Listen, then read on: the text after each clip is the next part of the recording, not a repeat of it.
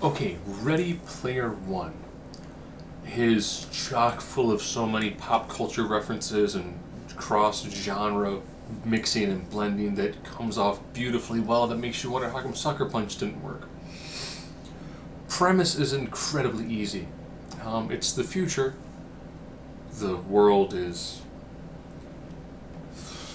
even more despotic, because that's how the future is always viewed. That everyone pretty much slaps on virtual reality goggles and goes into the Oasis as often as they possibly can. The Oasis is this massive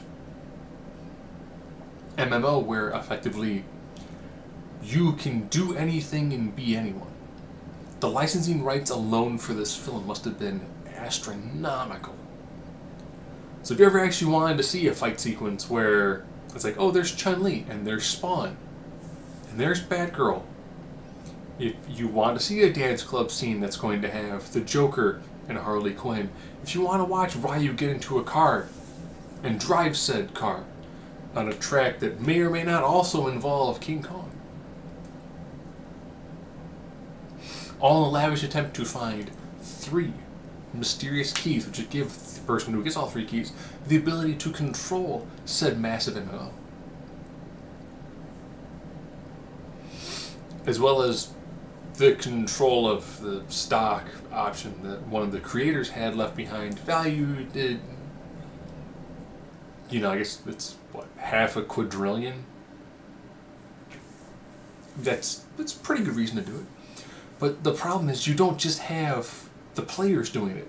You have a whole evil corporation that's doing it too, called the IOI Group. Okay. Ironically enough, there actually is an IOI Group in real life too.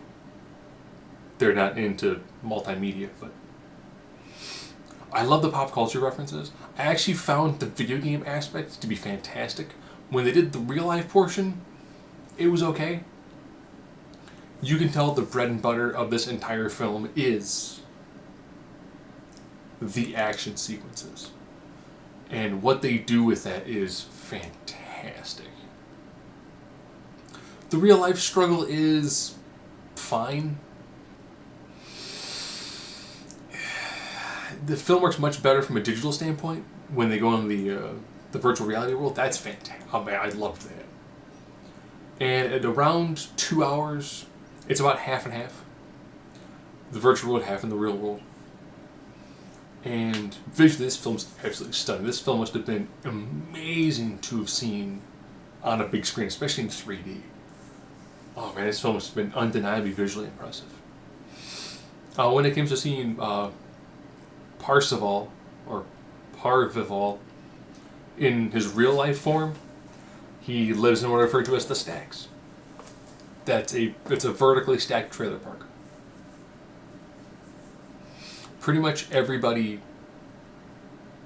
is walking around with VR goggles on their heads, ignoring reality around them, and instead pledging to play their life and make their money virtually.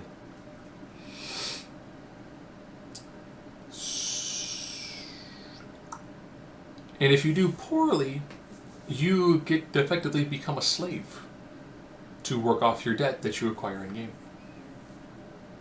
People, of course, pay real world money to become stronger in game, so there's that pay to play aspect. I did really like that when the villains talk about their master plan, and it ends up being to effectively do pay to play and put ads all over the screen while you're playing. I was like, oh. So effectively, they want to get this massive online gaming experience and turn it into Facebook with scrolling ads all over the place. Okay, that's fine. The villain needed a mustache. He needed something to twirl as he was discussing his plans. All of the hero group, when they finally show them all in real life, it didn't. It had this really great diverse group to them, and I was like, this is pretty good.